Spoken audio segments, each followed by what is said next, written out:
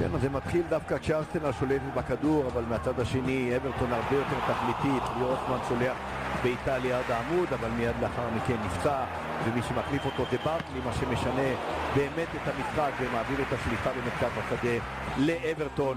ואז כדור רוחב של ביינט, ורמלן משום מה עוזב את הכדור, מונריאל מנסה לסגור את לוקאקו שבועט, צ'סני עוזב, אבל אז נייסמית פשוט נותר חופשי ושולח את הכדור מקרוב לרשת, עושה מזה 1-0.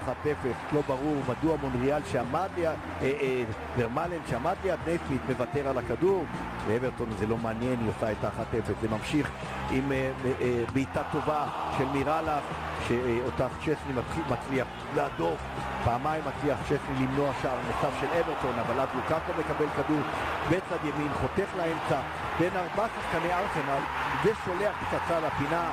צ'סני לא מצליח להגיע לכדור הזה, אין לו שום סיכוי, אבל 4 שחקני ארסנל, אף אחד לא ניגש ללוקאקו, כולם נותנים לו מספיק מרחק כדי לבעוט לשער, גם ברמלן, גם מרטסאקר, גם מונריאל ואפילו פלמיני שמגיע.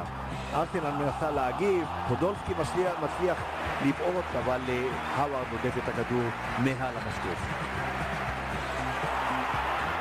מחצית שנייה, ההגנה של אברטון מתחכמת, אבל ג'ירו לא מצליח לנצל את זה ולא מצליח לכבוש את השער אחרי הטעות הזו הגדולה של מירלס, אבל האווארד יוצא בזמן ומציל את השער.